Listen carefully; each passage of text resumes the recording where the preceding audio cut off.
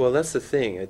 That's the strength and also the real difficult point, I think, of talk. Right. Is that, we're English teachers. Mm-hmm. We're supposed to teach English, which pushes us in a certain format, a certain way of doing things, like standing in the front, like they do here in Japan, the teacher is the master, the sensei, and impart knowledge, but I don't think you can learn languages that way. Mm.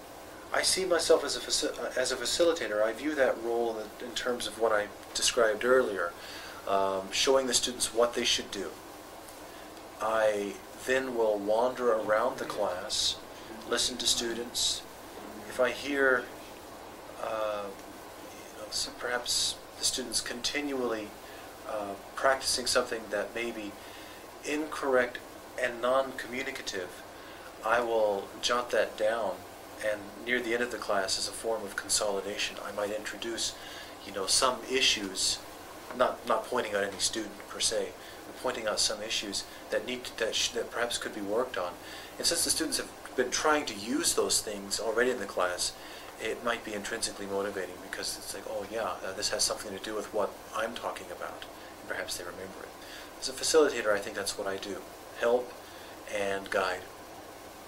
Every time they're puzzled about something, the facilitator can help and sort it out. They don't have to wait till chapter 5. And so that creates a kind of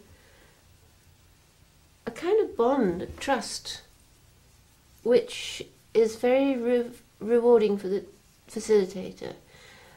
And after the students have finished and they've gone on to another class, another year, I feel a great warmth from the students who I've taught with this method. I come from an elementary teaching background, and I still feel that the teacher does have some leadership role.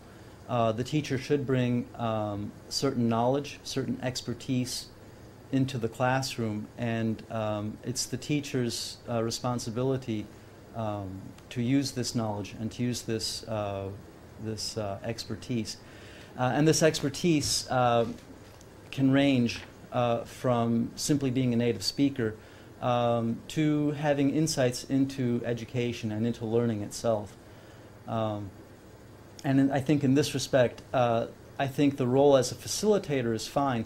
However, the teacher needs to know when to switch back from simply being a facilitator and getting students to do things to taking a more active role and telling students how to do things.